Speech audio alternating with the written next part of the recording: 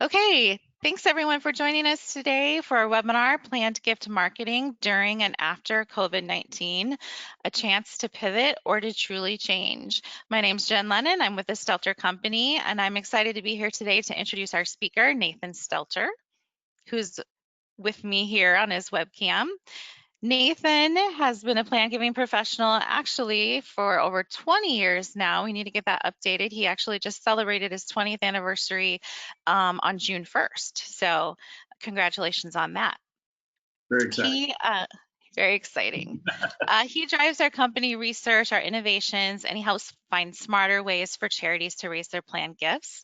He's also a speaker, spoken at over 100 national and regional meetings across the country. And he also authors our highly successful Stelter Insights blog. If you haven't checked that out, it's a good one. It's blog.stelter.com. Check that out and subscribe. Nathan also serves on the board of the National Association of Charitable Gift Planners. He was a past board member of the National Capital Gift Planning Council in Washington, D.C. He's a current member of the Mid-Iowa Plant Giving Council. And Nathan lives here in Des Moines, Iowa, which is Stelter's headquarters, with his wife, Nora, his 3 kids, and his 3 dogs, which is a lot. So thanks, Nathan, for being here today, and I'll pass it off to you. Thanks, Jen. Yeah, it is a lot, especially when my wife and I, she's a professor at Drake University here, have both been working out of our homes the last 3 months, which no doubt I'm finding you in probably some variation of a makeshift office. Perhaps you've ducked back in. I ducked back into the office today. I'm the only one in here, just to make sure we don't lose any signal strength. But jump into the talk today. We've got a lot of things to cover.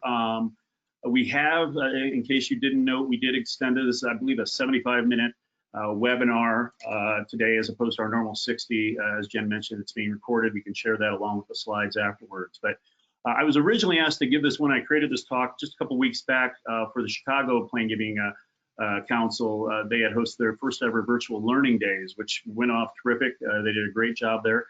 And asked me to speak on this. And really, since then, it's kind of maybe I should change the title a little bit to be more just plan giving and marketing during and after 2020, because this year has no doubt been a little challenging and a little different than anything else that we've had before.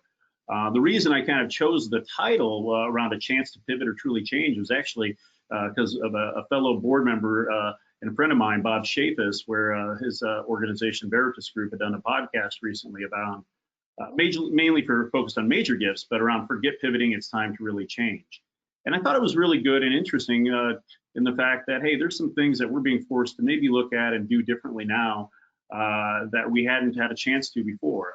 So, is it a chance to pivot? Is it a chance to change, or can we do a little bit of both? So we'll explore some things today and kind of walk through that. And as Jen said, please do feel free to post your questions.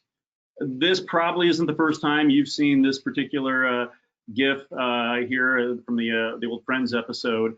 And probably not the first time you heard the word pivot this year. It's kind of getting worn down, as well as things like uncertain times and so forth. But I just this past January, earlier in the year, I remember reading an article on LinkedIn from the director of foundation relations at Penn State, Sophie Penny, and it caught my eye because it said fundraising 2020, prepare to pivot. She's president of a local consulting organization there, and was talking around how potential changes may be coming down the road. But and no doubt this probably wasn't one of the ones, or it definitely wasn't one of the ones she had anticipated. So no matter what you're hearing, seeing, and what you're witnessing, as we've all learned, there's no script for how we're navigating this. But the goal today is really to share some thoughts and ideas. And I'd like to share this because as we start off today, it's fair to say that this quote has never been more true than now. Really, the only constant is change. Obviously, it's whether we anticipate or plan for it or we don't. And what I think will be really interesting as we all navigate these waters together is to watch to see what comes out of this, the adjustments that we may have to take and make. Is it a temporary pivot just for the current state of things, or is there truly an opportunity for long-term change? So we know time will tell. We'll be sitting here in a year or two and kind of be able to look back. But we're already starting to see some interesting things that I really think are going to be some nice silver lining for the world of planned giving. First and foremost, and I'm not going to dwell or spend time on a lot of these things that we all live every day. These are the very real facts.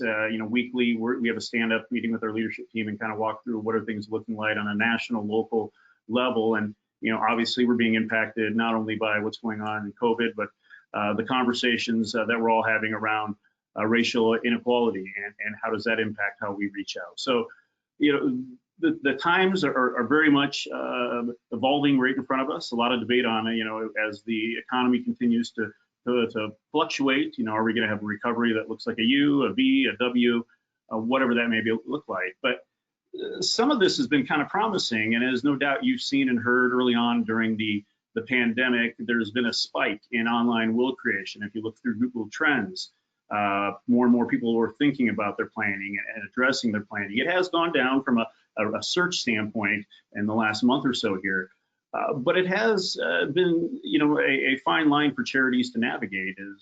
It's a sensitive nature to talk about our mortality and these types of things, but we do know very well people are thinking about these things. And I think the organizations that are trying to make this easier for some of us, like the Free Wills, the Trust and Will, and Net Law Legacy, Tomorrow, LegalZoo. I mean, there's one called Cake, if anybody's run across them. They're really trying to do something in the fundraising world that we've struggled with for years and years, is we can get people engaged, we can get them excited and interested in these concepts, but ultimately getting them to execute tends to be one of the sticky wickets. I do know there has been some things shifting that may have a longer standing impact.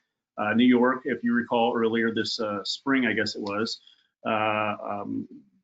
authorized remote will, or remote notaries, allowing you to do that easier. It was largely because of some of the real estate needs, but obviously in our world, the offshoot and the opportunity to make it easier for folks to execute their plans is definitely there. So I'm thinking, this is something more and more so we're going to be able to see coming out of this. So for today's agenda, and again, a lot of things to cover, is really looking at it in three buckets. One is the mindset. What are the things right now? Whoops, and that's awesome. What are the things right now that are impacting us in our world, so that people are having to navigate? What am I doing? What am I not doing? How do I make decisions? How do I not make decisions? What are the things that are really driving some behavior? And then marketing and messaging. As no doubt you've been navigating these waters with your organizations. What does the messaging look like? What should it look like in the fall? What should it look like as we plan for the future? And then what are some of these things that we're seeing already take place that we may want to keep an eye on as we progress throughout this? So from a donor mindset standpoint, there are three main themes. And if you had seen the blog yesterday, as Jen mentioned, our Stelter Insights blog, we kind of touched on these, on the reality that everybody, and obviously not just donors, are trying to wade through, is navigating the unknown, this constant uncertainty, and how does that impact decision making? The need for connection, as we've all been sheltering in place or working from home and trying to minimize the spread. And then the uncertainty and that impact on trust. So there's been a lot of really good ways to approach this and think about this. And one of the ones I've liked, and depending on where you or your loved ones live, or if you're being impacted right now by a wave or not, everybody's in a little different place, as we've seen spikes in some of the states that no doubt some of you reside in. But one of the things that we found, both with working with staff, but also working with clients and ultimately with donors, is the 7 stages of grief. Keeping this in mind, because really likely everyone, and some faster than others, have navigated these levels as it relates to the more recent conversations being had around racial injustice, or as it relates to the health concerns and pandemic. These different levels are definitely playing parts. And so I bring this up just as kind of something to keep in the back of your mind, because we are navigating these waters together. I know in a survey that came out just a little while ago, America's State of Mind, it was a report from Express Scripts. They had found that researchers through this project were seeing early on in the pandemic prescriptions being filled per week for antidepressants, anti-anxiety, anti-insomnia had increased by 21%. And while this rise in new cases may indicate some troubling association with COVID and the stress that people are feeling, the bigger concern was of those 3 prescriptions filled during the peak, which was late March, 70% of those were for new. So again, people are navigating these waters. They're trying to make the most or try to navigate these situations as best they know how.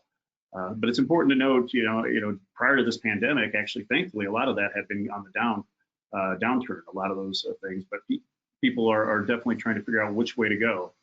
Other things to be aware of as we all navigate this kind of unknown, or what's to come tomorrow or next week or next month. We have a lot of clients that are looking at, with the fall, how do we approach messaging and marketing in the fall? That's an unknown. It shouldn't be an unknown, but we know what the reality is. It is. Helpguide.org has been a really great resource that I found, where they put out a variety of helpful articles. And I'll make a quick note too with that. When we send out the slides, the last 2 slides have our references, and I've linked the articles and the hyperlinks to all those different pages, so you can kind of go and read on your own. But there's been some really great articles on anxiety being caused and heightened by COVID, and how that may be impacting some people. For instance, people may not be sure who or what to trust, given varying reports on really, what's going on in the world, what's hitting us then, and so it's causing, as you've no doubt seen, whether it's in your shop or with your donor conversations, a little bit of analysis paralysis. And I think now more than ever, there's an opportunity for us as relationship builders and fundraisers to really be that extension of a trusted partner for our donors. Most importantly, it's the theme that we've all been trying to navigate, is staying connected when you don't have face-to-face meetings, when we don't have our arts organizations have shut their seasons down. How do we stay connected? How do we play that critical role? And that's really one of the things that we've seen is the thing that donors need now more than ever. And honestly, this is going to be something thematically that makes sense to carry through in the fall, is messaging and reassurance of hope and connection. And I'll share some ideas later on how some of your peers have done some of these things. I've got a lot of examples to hopefully give you some ideas. But this was actually one of the core themes from a short-term marketing guide that we put out a couple weeks back. It was a plan for the next 90 days, an ebook that can be found on Stelter.com. But this was one of the main themes that came out of the surveys that we've been doing for fundraisers around the country. And that need to be connected was actually echoed in a webinar that I saw. This was now Friday, May 22nd, a couple weeks back. And there was a great emphasis on this. And Jen Shang, if any of you are familiar with her, is a widely published professor with degrees in psychology and philanthropy. She actually has co-founded the Institute for Sustainable Philanthropy with Adrian Sargent, who, with some of the research Dr. James has been one of the forefronts in research. And the webinar was actually entitled "How to Love Your Donors During COVID-19." It was fascinating in that, for those that are not familiar with the Institute for Sustainable Philanthropy, everything is based on science, and the science more so of philanthropic psychology. And prior to the pandemic and during, they had been and have not stopped collecting data, really since the first country locked down at the beginning of the pandemic, and have continued to follow, how good people feel every other week since. And during the study, they've studied over 4,000 adults, not only in the U.S., but across the world, measuring about 30 feelings that people experience on a daily basis. And as you would imagine, they found obviously people's feelings had significantly worsened, the anxiety, the stress during especially the first 6 weeks of that pandemic, but since. And in fact, the lockdown, as it's continued, or even how some folks have opened up and now going back to some lockdown, people have felt progressively worse. And specifically, it was around that feeling around being less connected to others. And psychologists have long known, that the feeling of being connected is one of the 3 most fundamental needs we have as humans. When humans are locked down, our need for contact rises. While it was expected, definitely, that people would feel less connected to the world, to others, to their community, family, friends, what they didn't expect is people feeling less connected to animals. And what that told them is there's this general decline across the board in connectedness. And the need to connect really being so fundamental to our sense of being human is coming to a forefront. And, while parts of the country may be opening up or closing down in different phases, that uncertainty further compounds that. And it's really not just the physical, quote unquote, of being around people or needing to see people, but more the security, more the comfort that they need to feel to really truly feel connected. And Professor Shang actually shared a couple of recommendations that I thought were great in regards to opportunities that charities may have, and some of you may have already taken advantage of, is to help people really truly feel connected. And it's different than obviously, the being physically with there, but it's the feeling. It's not the formality so much, but I think the authenticity or the human side that so many of us have been able to show. Because as she quoted, I don't know about you, but one thing I've become astutely aware during all this is which organizations, nonprofits, companies truly live by their values and the actions and how they've approached this. Those are the type of people that I want to be connected with when we can get back together. So, I'll touch on this at the end of the talk, but there's an article I read around a potential new marketing key performance indicator, KPI, and talking about humanity. Prior to this pandemic and all that we faced since then, the KPIs around marketing, whether it's plan giving or direct response or for-profit or what have you, we're relatively straightforward. It's engagement, activity, sales, gifts, what have you. But the idea of humanity has really jumped up there. And so she really shared, that to genuinely meet people's needs to connect, we have to take steps to connect with them. And one of the things that kind of popped up in my mind was, how many of us have used Zoom? I mean, we're in a go-to-meeting today. I will tell you the office is moving to Zoom or has already moved largely. But how many of us were familiar with that 3 months ago? And then what is the level of comfort now? What a great tool for connecting. And what other things are out there that may lend themselves to being able to connect with folks. Finally, she encourages to continue to create two-way conversations and really so your donors feel listened to and understood and cared for.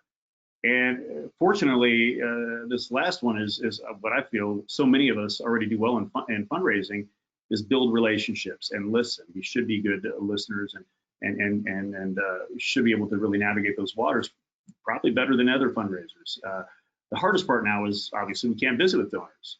And whether restrictions release or people get more comfortable with being able to fly or get out of their offices, it's going to be a while before people are going to feel comfortable, especially with the audience that we typically talk to have this in their living rooms, to have this in their kitchens.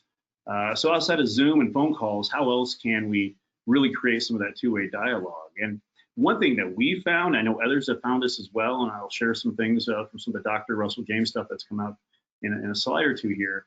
The surveys have been a great tool because really, if you're doing a variation of a survey, some type of survey, it should be kind of written already as an extension of what your discovery would look like if you're face-to-face or talking to that person.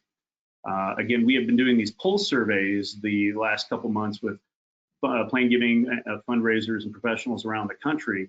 And one of the biggest things that they shared and that we've seen is the uptick in people submitting and even the qualified leads coming out, 30% higher than what we were seeing pre-COVID. And really on average, we see about 10% anyway. And so seeing that uptick was really great to see. And it's not necessarily just digital either. Digital is the one that a lot of us, kind of lean on first and say, hey, this may be the best way. But I had a client of ours with University of Florida that had sent a print survey back in January. And typically with print surveys, you see responses in the first, 4 to 6 weeks, 6 to 8 weeks, and they received inquiries and responses from that survey in April, as some of the people were now having to slow down a little bit. Maybe we're getting more eyes on that. It had made the bill pile, and they finally had a chance to respond. So again, something to be mindful of if you're doing things like that. And I think what's even better really about surveys, as I mentioned, especially over the next 6 to 12 months, is as people are not maybe as willing to share, it may help us build our pipeline or extend. And that's not just a planned gift thing, but a major gift thing as well. Is how do we give them opportunities to connect? How do we've done our phone calls, we've thanked them, we've checked in on them to see how they're doing, but how do we give them an opportunity to share with us what they care about most, and in an environment or a way that they can control? So I think with so many travel budgets being changed and altered going into the end of the year here, this may be a smarter, better way to even use some of those travel dollars that would have put us in their living rooms in the past. And then finally, from a donor mindset, before we get to some of the marketing and messaging information, that uncertainty and how it impacts trust. We already know it's impacting decision making, and it may cause people to be maybe a little more analysis paralysis than typically before, wanting reaffirmation and reaffirmation again.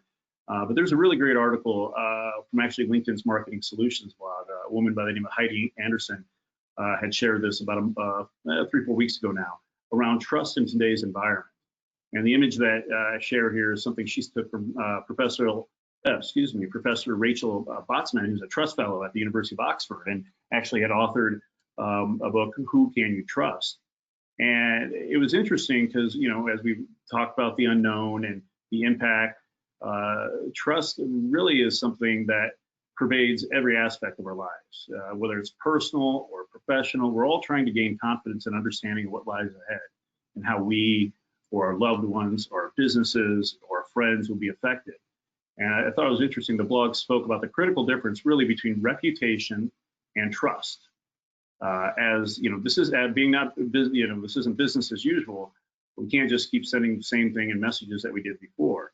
And I know some charities found out the hard way early on with some of that, but we should be remaining steadfast in how we're sharing our values and principles. Those don't change. And so, again, you see it on the screen here, but reputation really is a reflective measure. Reputation is reflecting what you as an organization have done.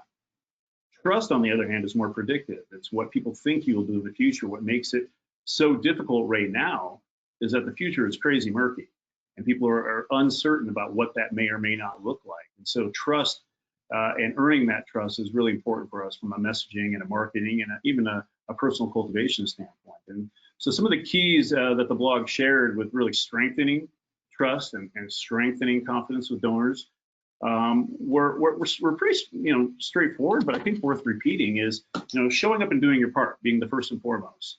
And this is organizationally, this is individually as well. But every brand really has a role to play. When all is said and done, and if hopefully sooner rather than later we navigate through this pandemic, people aren't going to remember what you said during this time, but they will definitely remember what you did. So I think that's really important to remember. Don't act alone.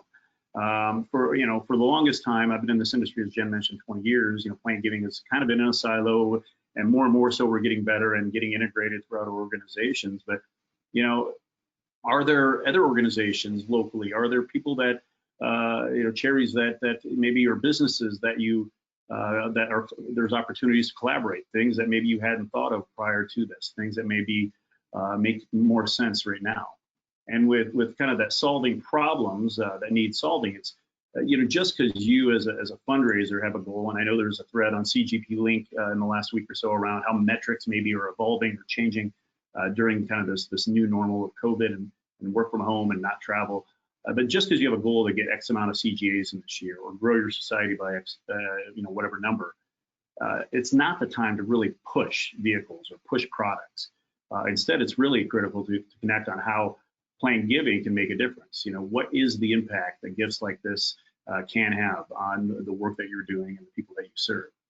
And then finally is really the communicating with emotion. I referenced earlier, there's a handful of organizations through social media that had gone forth with some boilerplate communication and messaging that probably would have been okay earlier in the year or last year, but during the pandemic definitely felt tone deaf.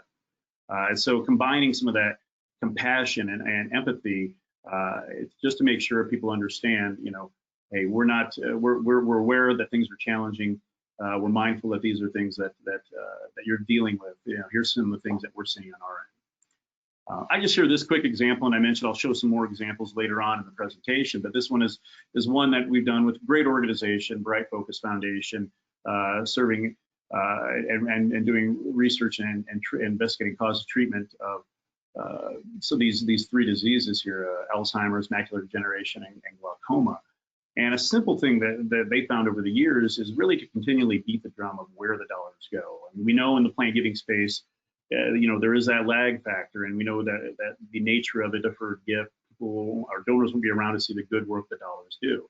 So how can we further and continue to reiterate the impact that dollars are having, or how we're being good stewards? And so this has always been a best practice, but I think more and more so we need to be mindful of that now is how do we weave in that into our outreach.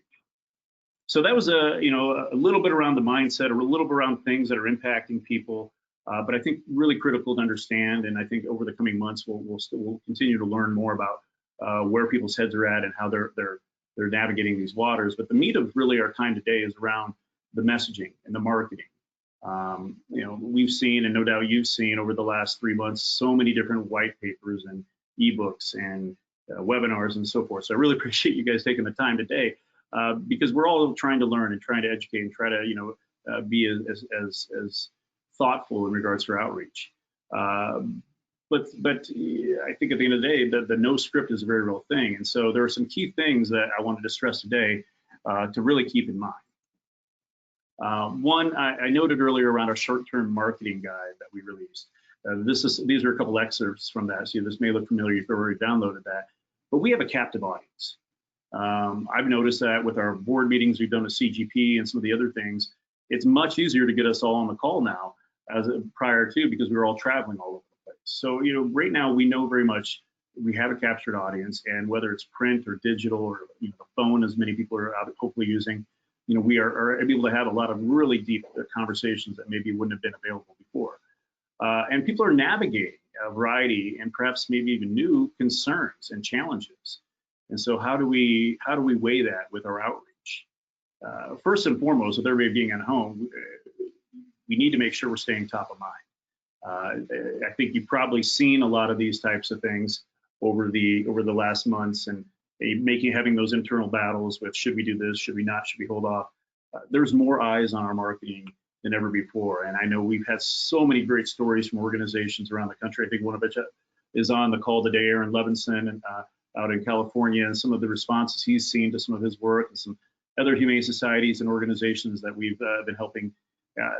Responses that they may not have gotten before, because now they have people's attention, or now they know it's getting into somebody's hands.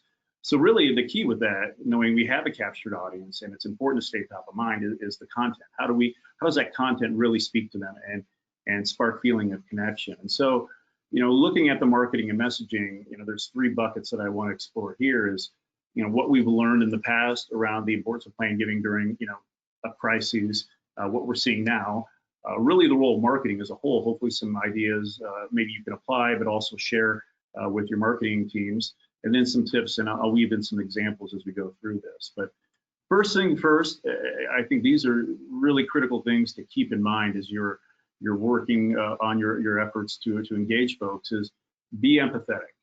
Understanding what we shared with the donor mindset. People have been in a variety of phases of anxiety over the past 3 months.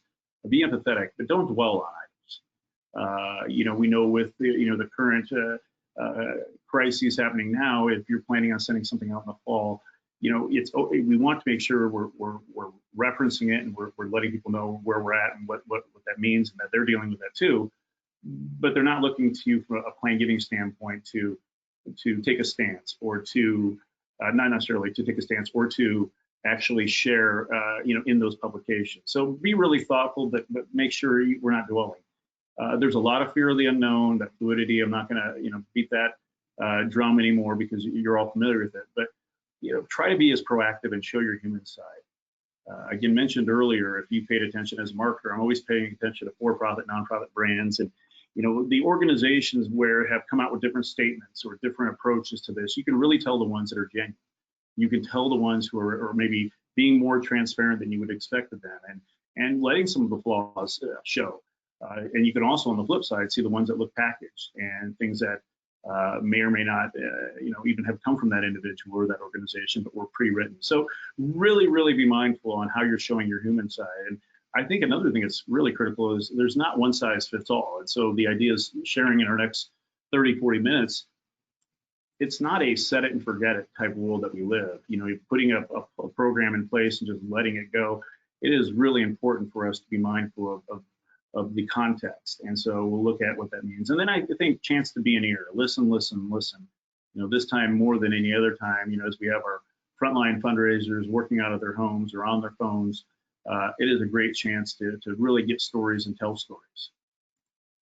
So, some of the things we've learned, obviously not having a script for how we're navigating this particular one, but we learned with those that weathered the Great Recession the best is, seeds had been planted in the plan giving space years before that. And, the one part of plan giving, whether you're CFO or CEO, I've had some weird conversations with them on their understanding of plan giving, whether they believe it or not, is, we don't control when these gifts come in. And pandemic or not, recession or not, 9/11, everything, those gifts will come in when they come in. And so, those that had done the work beforehand, and even those that doubled down a little bit, really actually weathered the storm better than others. Obviously, this is different, though. There's the health aspect. It must be appropriate when we're messaging. It's not just about the economic impact that people are experiencing, but knowing that they have time. What are some of the things that we need to be doing to address that? And one of the things I think is interesting is that idea right there on taking a personal inventory. My wife and I have been adamant, with our kids at ages 13, 10, and 8. This spring has been a reason for us to slow down. And typically our springs and falls, and pretty much every season is just running around to different events and practices. And so, it has been a great opportunity to reflect and really kind of hone in on what's most important. And we did see some of that with the post-recession. I remember being out on Boston College's campus for a 2009 AFP Summit on Wealth and Philanthropy, and talking about how the recession at that time was impacting donor interest and motivation and behavior. And that was a theme then too, is, we still see estates that come across our desks that have 10, 11, 12 charities noted. But we started to see coming out of the recession that people were, maybe if they're going into the recession giving to 8 charities, they came out of it giving to 4. And Blackbaud has had some studies that have seen that similar thing where, maybe the silent generation had traditionally had 8, 9, 10 charities in their plans. The boomers are closer to the 4, 5, 6 range. And like every generation since, everybody's questioning more and more and wants to make sure their gifts are being used as a good investment. So I think that's something to keep in mind as people are taking an inventory. And I really like this example where Penn State provided this, again, with some attention to what's happening now, but not dwelling on it over the past few weeks, really in a positive tone, having been inspired by Penn Staters' strength and commitment. But giving them tools, knowing that, hey, people are thinking about things. This was promoting actually a webinar that they were hosting just to kind of bring people up to speed on the CARES Act. But knowing that people were thinking of their planning and thinking of the impact on their portfolios, they provided a pre-planning toolkit that they could do at home as well. So again, thinking of what are some ways that you can be a resource now more than ever. Another thing to be mindful of in regards to the importance of plan giving during a crisis is really more of a challenge, I think, that we probably face. And we've heard this from a fair amount of clients around the country that, our bosses or the boards don't understand what we do. And so, many of those folks maybe think of us in plan giving as just the leave us in your will people, but we definitely know it is so much more than that. And while that's maybe the easiest way for folks to remember us and more popular, as I mentioned earlier, I'd argue that plan giving fundraisers are, out of all the types of fundraising, the best relationship builders in the world. And this is really an opportunity for us to do what we do best. So, the number one question that we received during some of these surveys was, is it appropriate to be talking about it? Is it appropriate to be having these conversations? And it is, but messaging is critical. So there's not necessarily a need to ask right now. I mean, the ask can happen, but it's really more so the storytelling side and understanding the difference between asking and education.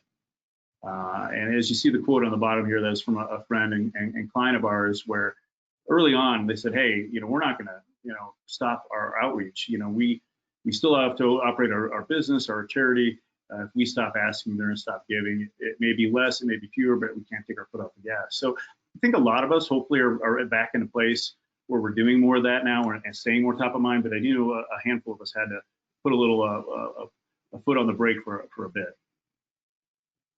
Now, I mentioned earlier, and perhaps you've seen whether I think it's maybe a webinar or two, or at least some of the white papers that have been released. Dr. Russell James, who hopefully most of us are familiar with, out of Texas Tech, and Michael Rosen out of Philadelphia, have come out with a couple great papers that I think are worth reading. And I believe they may be doing a podcast for CGP in the near future, I'm not sure. But I'm not going to spend a ton of time to share this slide and a couple of the takeaways that they had. But it is a good read, and I did include the link at the end of the slide deck. But really the highlight was the opportunity and I guess perhaps debate on, is this a great time for plan giving or is it a bad time? And, again, going to the aspect that a lot of people are thinking about their planning, but it's a sensitive thing, and how do we bridge that conversation? And as you all know, with a lot of stuff Dr. Russell James does, it's supported and based around social science theory, and it's important to understand what we know about people and how they react to reminders of death. And the fact that even today on our leadership call, we go through the dashboard on what is the death rate for today in Iowa, what is the death rate for our county. I mean, that's just mind-boggling to think that that's how we start our days the last couple months. But if you followed Dr. James' stuff, this is really spot on. And the quick summary really is, as you see kind of the 4 points I highlighted from his paper, is, right now death is top of mind, and one of the typical things is people ignore or avoid those conversations. So it's really important for us to be mindful of that when we're approaching and positioning our marketing. Right now, people are looking at maybe they've handled it, maybe they haven't, maybe they've suppressed it. How do we make sure that they're getting what they need from us as stewards of the organization we care about and work for, but in the frame of mind and context of what they're dealing with. Will writing, as I mentioned, has been up at an all-time high. And some of the ways that Dr. James and Michael shared to keep engaged with folks are things hopefully you've done. But thank yous, check-ins, collecting and sharing these stories. I think it's a great time for storytelling, showing the impact of legacy giving. So, if you've been fortunate to receive gifts in the past and where those dollars are being used or how they're being used. And then they mentioned surveys and being a resource as well. And so this was, again, the Pulse survey, which I think you can find on our website still. We've done a couple. Our third one is rating. We'll have the results early next week. But we have seen over the last couple months, more and more people feeling comfortable with having those conversations and engaging donors around planned giving. The one thing I think where a lot of folks are, especially those of our clients that are on July, June fiscals, are running into, is what does the budget look like? Am I going to have to do more with less? Probably so. A lot of folks are. So what does that mean? And so, oops, backwards there. These were a couple of the things that I pulled out, and you can read further on this if you download the report. But some examples from our clients picking up the phone, not surprising. That's where a lot of us should be starting. I thought this was really interesting, where we've all had some variation of maybe a virtual coffee chat or a fireside chat during this. This school had actually sent out coffee branded with the school beforehand, and then offered to have a coffee chat, and using that as kind of an icebreaker of sorts. The second one, building relationships for their own sake, was really around stewardship and not soliciting. How critical it is right now to steward these conversations and relationships and not ask.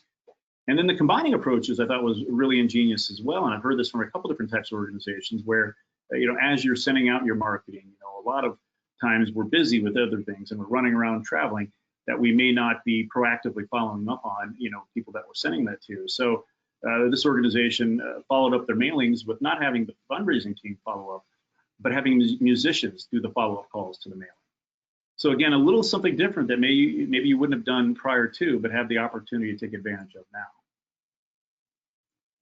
Another thing, again, and this is just reiterating for the powers that be as well, is play giving is about the long play. We all know that, hopefully on this call, and that this is something that, while we know ourselves or even our donors can't think past the next day or week or month, this is an opportunity not only to build and think about some of those plans in the future, but even to maybe better equip some of our internal staff. One of my friends, Meryl Constantino, who served on the board with, she's out of NYU, has been taking the opportunity to do Zoom coffee breaks with their major gifts team on plan giving topics and things to be mindful of. So hopefully you've seen some of those things as well.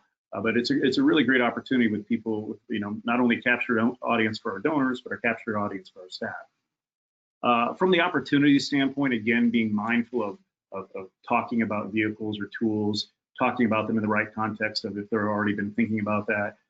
We know that there's been an interest and a bump in donor advised funds. Percentage designations typically, especially in times of crisis, are more palatable than a fixed dollar amount. These are all things you need to kind of weigh when you're looking at your outreach and even your individual conversations. In fact, these were a couple quotes that were shared with us from some clients around DAFs was the first one in the gray. We've identified previous donors who've given through a donor advised fund and who might be good candidate for solicitation. And the concept really for them was it's the DAF is your rainy day charitable fund. Guess what? It's raining. And I know we're starting to see that. I saw another report come by my desk earlier today about that. Gift annuities as well. Rates just changed, but a client of ours who had dropped a mailing earlier in the year used it as an opportunity for personal follow-up, and we're able to really maximize and identify folks that maybe they wouldn't have been able to before for some illustrations and proposals. So again, just kind of trying to think through what's appropriate, what's not, what's your capacity, I think is important as well. And then I mentioned context and content, and I think part of this is being mindful of some of the stuff shared earlier about donor mindset and where people are at, and maybe what are the phases of communication your organization has done, not just us in plan giving or fundraising, but what have they been seeing from us over the last 3 months, and how does the outreach that we're doing fit into that puzzle? But understanding, the balance we're in now with plan giving, which has really been the poster child for reflective giving, how that's also kind of dipped into the reactive giving with so much interest in people doing their planning, and then really looking at the mediums and content itself. So the phases, and we touched on this in our ebook, and you can kind of see these firsthand that ourselves, for-profit, nonprofit, fundraisers around have been seeing is, that first phase of communication, which seems like a year or two ago now, was here's what we're doing to ensure that the work you entrust us with is continuing to happen and how we're being good stewards. The next round of communication or phase of communication was really, hey, we're here for you. Let us know if you need anything. How can we be of service? And then now it's kind of, all right, now where do we go from here? And again, there's not a perfect blueprint for everybody, but some things that you want to think about. Here's some examples. You can see those in our ebook on how people reached out, how we actually showed support, and what are the ways that we did that. But as I mentioned, a lot of people are kind of stuck in this spot. And I think it's important to reference, and this was an interesting article I read by the fundraising organization or consulting organization GoodWorks up in Canada, and this was from back in April, but really talking about, and as we all know, plan giving, really falls into that reflective. It's a chance for people to think about and act on, what is most important to them, and what is that legacy they wish to leave. But it has dipped into a reactive. How do we make sure we're prepared? How do we make sure our organization's prepared with people looking at their planning, and if there is another wave of COVID-19 in the fall or in the winter or whatever, how do we make sure we're prepared to be able to assist people? And so, some of the things they shared were, making sure it's easy to find and access on your website, making sure you're connecting with your local advisors, making sure they're prepared and have the resources they need available. It's not trying to reach every advisor you've spoken with, but are there certain handfuls of them that you could really engage with? And I think one of the things too is relevance and keeping it simple. This is not a time to overwhelm people with a lot of ideas and decisions to make. So when you are thinking about your outreach, keeping the message very tight and to the point instead of here are all the different things you could do. Trying to be as relevant as possible because that's really critical at this juncture. And here's a couple of examples that I wanted to share, and I might have shared this in one of my earlier webinars, so this may be repetitive, but I thought it was a really good idea with, this was around Earth Day, and being able to be mindful of current events and tie that in to something they were already going to be that's really critical and important for their community. So celebrating Earth Day, if you can read this a little bit, 5 decades later, coming together in different ways, the continued theme and importance of taking care of our beloved communities and ourselves, and then thanking them for being part of the fight. So I thought that was a really great way for them to kind of get into the conversation around the legacy and being part of that. Another one I thought was interesting, if permission allows, to make the appropriate tie to the crisis. So as someone who's been intimately connected with XYZ organization, you understand the urgency of our work more than most, and being able then to kind of back that up by sharing updates of the work. And I'd like to also take a moment to reflect with you on the future. So being able to talk to their connection, but also open the door for what does that future or potential future conversation or opportunity look like. From a medium standpoint, from a marketing messaging standpoint, I've shared with you a couple different print examples, a couple different email examples. We definitely know content consumption is at an all-time high right now. Digital, no doubt, leading the way. A lot of that is probably through a lot of Netflix, I'm sure, is going through the roof, through all the different series we've all been watching, and Ozark and The Dance, and all the different things that have been put out front. So, we have a lot of eyes on our material. But what does that mean for philanthropy and plan giving?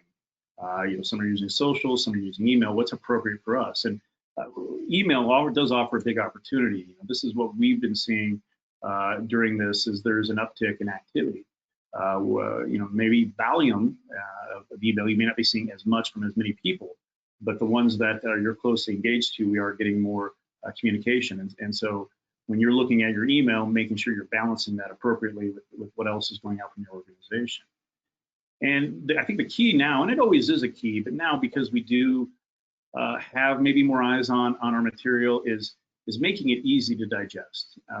Email typically, whether it's on your phone or your computer or your tablet, they scan rather than read the full article. So using plain language, using headings and subheadings and bullets really to draw attention to those key things you want them to take action on. And do make sure, and it's, people talk about this all the time, but place the most important information at the top. That's really kind of where people tend to rest. And here's a couple of examples I thought were good. Two higher ed institutions, two different things that they were trying to address, but both very simple to the point. That is the entirety of the email that you see there, being what our creative director calls passing the squint test. If you squint at the screen right now, you should be able to see with both emails where the call to action is, and it's the button right in the middle. So again, being mindful of, hey, we have more eyes on the ball, we have more eyes on our material, but we want to make sure it's easy to digest and easy to understand what the next step is as well. And then, whether it's email, like some of the examples or some of the print ones I shared earlier, or social, I'll show a couple things of what people are doing in social. The idea of reframing your approach, your message, your content, your cadence is really important. That taking of a personal inventory and keeping that in mind, and how do you position yourselves to be a resource there and show the impact that these gifts are having, is really critical. So here's some ideas, some examples, some things that we've learned over the last couple months. And I think the big thing is really just to be mindful and understand, at the end of the day, number one, it's about them. It's about the donor. I know early on, March 12th is when we really started. We literally stopped the presses on our print, but also stopped the virtual presses on our email and our social and all our other campaigns for our clients. And a group of much smarter than me people here at Stelter sat in a room and created a war room and just went through all the content we had created and we had in queue for our clients. And this is something hopefully you've done. I know we're a couple months into this, so I hope you have. But looking and seeing how was that written? Things, statements like plan for the future, or is your 2020 off to a satisfying start, or how do you want to remember? Things that were totally fine 3-4 months ago may fall on deaf ears now. People are very aware and cognizant of their mortality. But also, even outside of the words, you want to make sure you're taking note of images too. Again, with so much focus and anxiety around being around people right now, even though we're seeing more images of that on our TVs, using pictures of people holding hands or happy travelers, may feel a little tone deaf. So I'm not saying, just create marketing materials with all this wearing masks or things like that, but just be really mindful about how you're doing that and how that could be perceived or portrayed. And then again, from the context standpoint, I've mentioned it a couple times, and there's a reason I've mentioned it a couple times, because I think it's really important to share with them and show empathy for what's going on in the current environment, but not dwelling and spending too much time, because life has definitely slowed way down, and we want to make sure that we're acting with what we kind of call the cautious confidence, and even giving people an idea of how can they connect with us and what are the ways and resources we can provide. And I thought this was a really good example. I'll give props to our senior content strategist, Casey, where she, this is an email from one of our clients and it was approved to go out. And, again, a pretty straightforward to the point email, but felt it could be better. And felt that given the context of where we are today, a subject line that says start here, plan for the future, or an offer that said estate planning starters may not be the most appropriate. And so was able to work with the client and collaborate with our internal team to put a little different spin on it. Simple ways to help kids at XYZ charity. They offer simple ways to help. The introduction, as you see there, is, thank you for being part of our extended family during these uncertain times. There's one thing that hasn't and won't change: our commitment to improving the lives of children and families. So again, a really smart way to use that medium that while the first one, would have been fine pre-pandemic, this really was a much more appropriate way to approach that. Same thing with social media here. Another one Casey had brought to our attention where, again, celebrating Earth Day in particular, this Facebook post, the initial draft, a gift for you. Maybe it's not as big a gift giving time. Free resources, estate planning, kind of trying to avoid some of those messages or terms that may be, I don't want to say trigger words, but things that may sit a little different, and instead tying it into the intrinsic needs, care for loved ones in our natural world. Thank you, protect what matters most. So again, same offer, same goal, but a little different spin on that. And then finally, stewardship. I've got a lot of great examples to share with you around stewardship and some of the things you may have already done, things that you may be looking at doing. We've seen virtual town halls. We've seen all these different ways that people are reaching out and trying to stay connected. Gratitude reports have been something that have been a top of mind. But I think right now it's really, really important, us in Plan Giving, stewardship's always been at the core of what we do. But I think stewardship pre-pandemic and stewardship now may look a little different. It's not about the recognition events or the pen that you get for joining the Legacy Society. It's really a much more human connection and really thoughtful connection that we want to portray and that we want to make sure we're doing. And so this was early on. Syracuse University, it had a mailing like many of us do. This was early on in March 25th. You see right at the beginning in the hopper. It was already in the mail. They wanted to get ahead of that because they were concerned, while again written with the best of intentions, may feel a little tone deaf. So they sent this out well before to get in their hands. Hey, we're thinking of you. You may see this. This was the intent. I just want to make sure you understand. I thought this was a really cool example with Shriners Hospital, where again, a strict stewardship. You don't see anything about Plan Giving here. You do see the mention of the Dreammakers Legacy Society, but a simple thank you, a simple reinforcement of the proverbial planting of the seed, like we all speak about, and watching it grow. Opportunity to share messages of hope and healing with children and families of Shriners.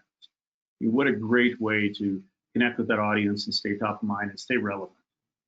Again, Syracuse, again, a gratitude report. Together we are forever Syracuse. This was for the society folks. Why? Reinforcing the why we are committed and why we are together. And then you see at the bottom there, the telling us your story. Again, not only is it a good time to tell stories from our side, but also getting people to share their stories with us. We've seen a lot of nice success and feedback with that. And I thought West Virginia did a great job here with theirs too, where it really kind of covered all the bases from a stewardship standpoint, where multiple places throughout you see them thanking thanking them for their support and what they've done. They made a big point in a couple different areas to highlight the impact. They had an opportunity, with some of the work their students were doing to responding to the pandemic. And the call to action I thought was very appropriate, where it says help answer the call. It wasn't around wanting a CGA illustration. It wasn't around leaving us in your will. It was around sharing words of encouragement for this year's class of 2020 Mountaineers. So again, a really, really good approach thought there. Another one, UNICEF, connecting hope and future in not only their messaging, but also their images. Two critical themes that obviously we're trying to reinforce right now with folks. And then, you're giving impact at a glance, showing where the dollars are going, reinforcing that we are good stewards of your dollars. And, whether it's a pandemic or not, the fight for children goes on. So again, a really smart way for them to incorporate that. And then I want to share a couple examples too on just some organic things that seem to have popped up, not Plan Giving specific, but some really interesting ideas on how do we take what people love about our organization and put it into their living room or into their virtual environment. And these are a couple examples. The one on the left is actually from our own Des Moines Symphony Orchestra here. And this popped up in one of I think it was my Facebook feed or something. And I thought this was terrific in the fact that, with performances being shut down and seasons being cut short or ended, they were trying to bring some of that love of music and the orchestra into people's homes with, right here, it's the concertmaster, Jonathan Sturm and his principal cellist, his wife, Julie Sturm. Again, a very candid look into their life. Carnegie Hall has had a great series, Live with Carnegie. again, not having people physically there hasn't stopped them from being able to bring that love of the arts to their clients. And I've talked a little bit about Casey, but I thought this was another good thing that Casey brought up too. As a SMU grad, this was a really cool piece, and I try to highlight. This was just received end of May by her. She shared this with us. Yeah, there you go. As a fellow Dallas Hall Society member, Gail and I, and this is from the president, want to know that we're thinking about you and hoping you're well during this unique time in history. And what would have typically been maybe an invitation or opportunity to come to the spring event, they use as a great way to bring a little bit of campus to Casey and sent them a puzzle. And I don't know about everybody else on the call, but I know we've got a handful of puzzles going around our house. So what a great way to bring that into her living room, and a great way to kind of further connect the dots. The one thing that I would have maybe done, and I haven't even shared this with Casey, but maybe put the note in there, hey, please share a picture of your puzzle when it's completed, and put a hashtag, again, trying to let that live a little more virtually. So again, a couple more examples, and we'll open it up for some questions. I haven't been paying attention, but I know Jen has. Is again avoiding some words. So I've listed some ideas and phrases, things to be mindful of. Again, just how quickly communication and people's acceptance of certain language is changing. Words of avoidance, but also trying to match the mood. It's family first. It always is. Stewardship and thanking people can never go by the wayside, and maybe having more time and catching up. What are things that people need to be mindful of? And I thought this was really interesting, shared in one of our editorial meetings, but this back in April, a tweet that was shared was a poem somebody had put on Twitter, personal lines of emails I've received while quarantining. And this is where you do want to really be thoughtful of your language, because people are starting to become a little numb to some of the out-of-the-box phrases. So in these uncertain times, navigating the new normal, I don't think there's a perfect way, and we all can't really kind of address it the same. But I think, being mindful that, hey, yeah, we get it. It's uncertain times. Let's try to phrase this or frame it a little differently. This was an article in Ad Age that I thought was really interesting. Again, reiterating that is the consumers and our donors, as well, growing tired of the "we're with you" ads. Pointing to the notion really that those messages made sense early on, but people are ready to move on. They're ready to figure out what the next phase of this looks like. And so that may be an opportunity for you as a charity to use a different voice. Is it a chance to have a donor author or a ghost author some of your material? Is there a beloved professor? Or we shared a couple things around the arts. Maybe it's a musician. Maybe there's different ways to use voices that we haven't had a chance to use in the past. And so finally, I know there's a lot, and thank you for staying with me here, but the last part is just a couple quick slides on looking forward and some of the things that we're seeing and maybe learning and continuing to learn, and what are things that may stay with us after this. So walk through a couple of these and then open it up for some Q&A. And I think first and foremost, the things to remember now and definitely in the future is it's always about the list. I didn't spend a lot of time talking about the list, but I did mention relevance quite a few and context quite a few times. It is really important that we are the old adage from 15, 20 years ago in plan giving marketing of spraying and praying, that we're being really smart about who we're engaging. We're being really thoughtful about the message that is getting in front of them. And I think that's going to be something that will continue to come out of this. I've mentioned face-to-face meetings likely gone for the foreseeable future. How do we extend our discovery, and surveys being a tool there. Collaboration is another, is talked about a little bit of the de-siloing, and maybe you're working with your annual giving team, you're working with your major gifts team on some training. We've seen a lot of things going to the Emergency Student Relief Fund for some of our higher ed and educational clients. So again, trying to figure out, hey, are there opportunities after the pandemic for us to still do this work together? And then actually one thing that came up, and we had hosted a webinar with our good friends from George Washington University towards the end of April, and it was around the work they've done in the world of legacy challenges. They've done 2 of them in the last couple of years. And one of the questions posed at the end was, hey, I'm in the midst of a legacy challenge, or I think there was another one where I'm starting one. Is it appropriate? And after discussion, we really felt it was.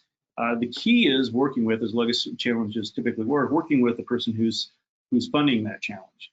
And instead of, maybe the dollars that they're, for every bequest intention they get during a 7 pound of time, current cash gift will go into a XYZ amount, will go into this fund or go to this place. Instead of it going into a general place or a general fund, really driving it into the work that is needed right now. And that's different at every organization. In this case, it was a student emergency aid fund. But what a great way to highlight the generosity of a current donor and what the impact they want to make, but also give people who may want to support, may want to help the institution, but not have the ability or the confidence to write a check right now, a way for them to make an impact by just simply saying, yes, I've left you my plans, or going and making those decisions. So I thought that was really interesting. I wanted to share that with everybody. A couple things to ponder for your future outreach is really on the idea of humanity. I mentioned the KPI humanity. I included the link in the resources section from marketingland.com.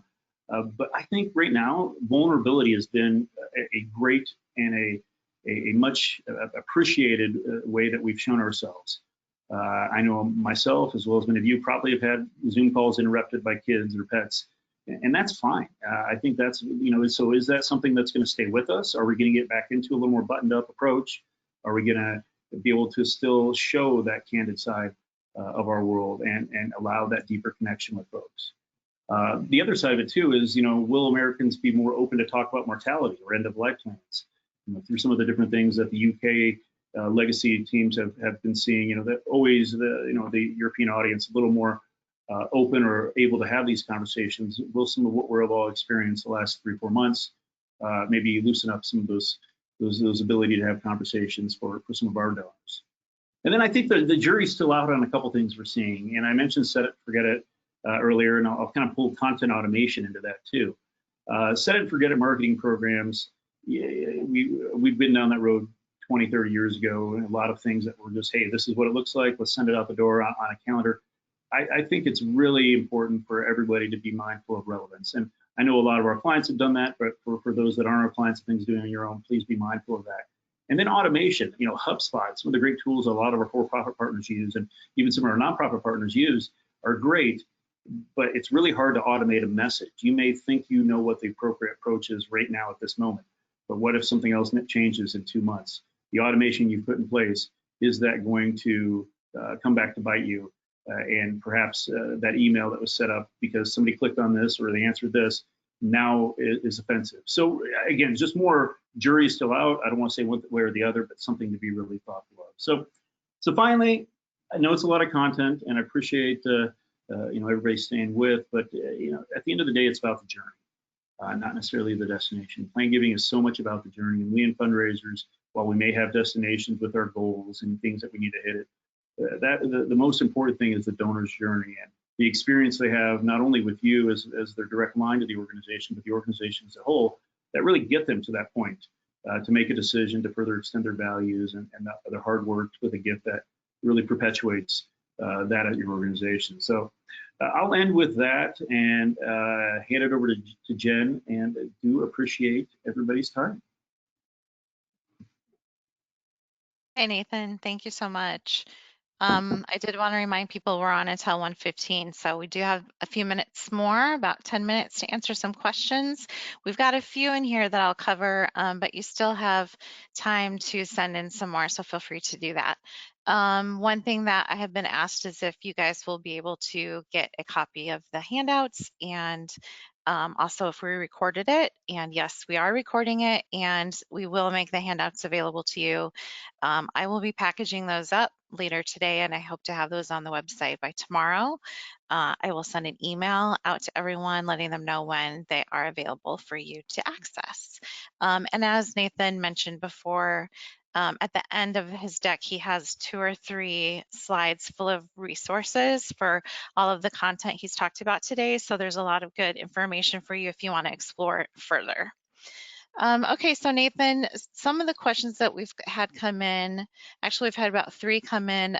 You mentioned donor surveys and how you feel like that they would be really successful at this time, and we've actually seen some organizations say that their response rates have grown by 30 or more percent. So we have Rick asking, are this more about the content of the surveys? Are the surveys generally just kind of about the donor's thoughts about the organization, or are they more of a targeted survey, like say a targeted bequest survey that they're trying to find new bequest donors? Yeah, no, good question. And I know when you throw surveys out there, everybody has a different understanding because I think all of our organizations do some variation of a survey probably. The ones that we've seen and the ones that I was referring to are ones that really are around, plan giving, and more so, at least the way that we've found success wording them is around passion and giving donors kind of, if you follow Dr. Russell James' work, getting people to think through their life story.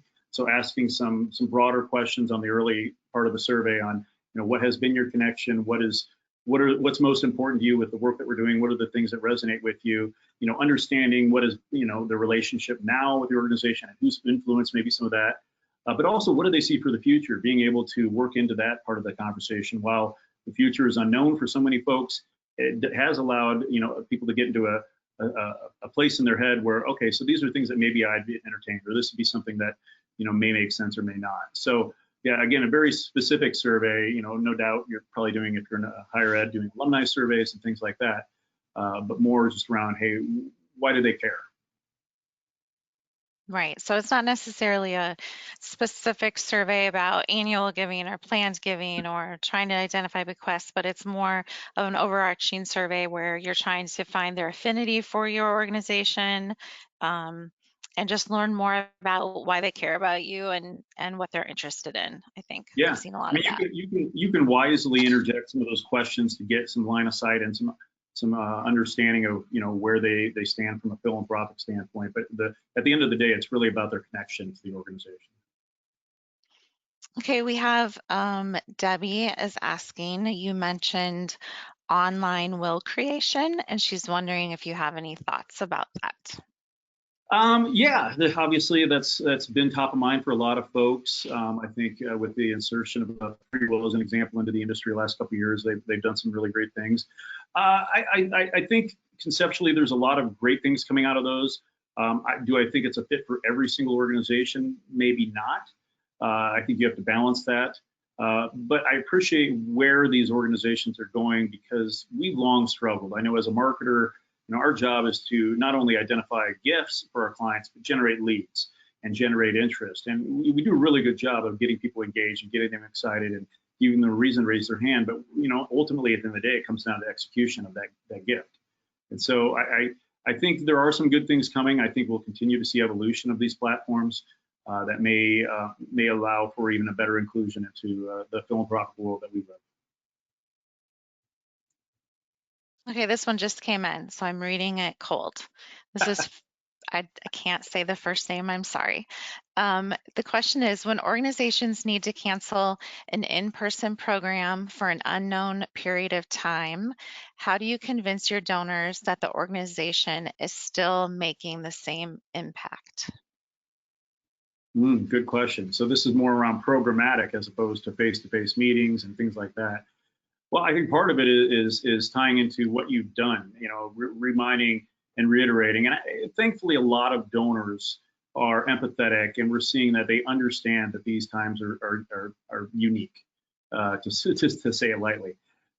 So I think part of that echoing and reiterating, the great work you've done, and if possible, I guess, and this is probably, when it comes to conversations or discussions with leadership of the board, what is your plan? I think people more and more, and just in general, and human nature, but definitely in philanthropy, people want to give, and we see plan giving and those intentions being phrased more around investments, especially with the boomer generation.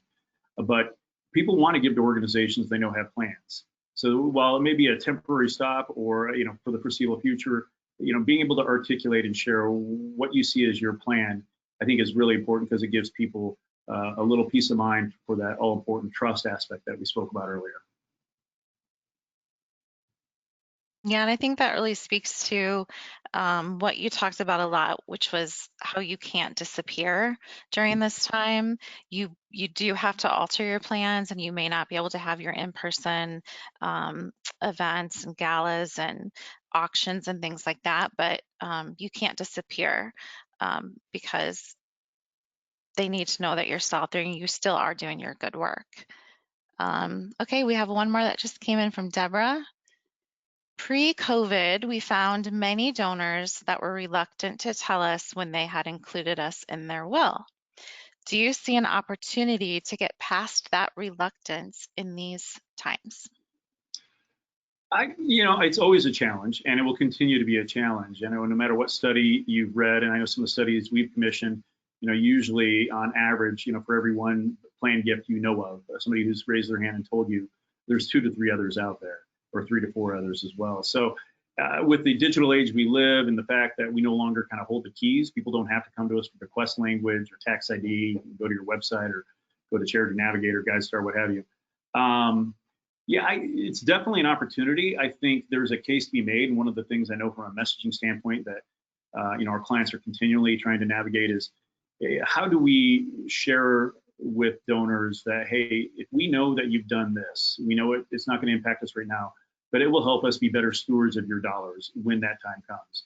Trying to be able to create a line of connection to say, we've been able to do this during this unfortunate time because of these types of gifts. If you've done something, please let us know. We don't, I mean, again, you want to make sure people aren't willing to share the dollar amount, make sure it's, we hold your name in anonymity if you'd like, but continue to kind of try to connect them to what that work can look like or what the benefit of those gifts. Ultimately, when we've surveyed on this in the past, people don't want to tell us because of two main reasons. One, they're afraid that we're going to talk to them more and ask for more, or other charities are going to ask for more. And two, it's really just that concern of, hey, what if my financial needs change or my health deteriorates and I need to go back and use that money that I'd earmarked for charity?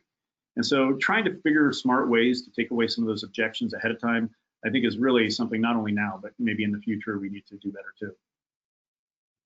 Okay, we are at 1:15, so I'm going to go ahead and have Nathan go to the next slide and just let you know that if we didn't get to your questions, we had just a couple more rolling at the very end here. Or if you think of questions later on when maybe you're rewatching the webinar, looking at the slides, you can reach out to us. Nathan's email address is on the screen, nathan@stelter.com. You can email me, and you can also email Stella@stelter.com. If you're interested in our products or services, visit us at stelter.com. And one more thing, additional resources. I did mention that we're recording this, and we will have the recording and the presentation slides available for you on our website at stelter.com/webinars, and I will be sending an email letting you know when those are available. And I think that wraps things up. Nathan, one more? Yep. So thank Yep. you so much for being here with us today. We really appreciate you spending the last hour and 15 minutes or so with us. And thank you, Nathan. Hope to see you again in person soon, One of these days. one of these days. And we look forward to seeing you all again too. Have a good afternoon. Bye-bye. Thank you.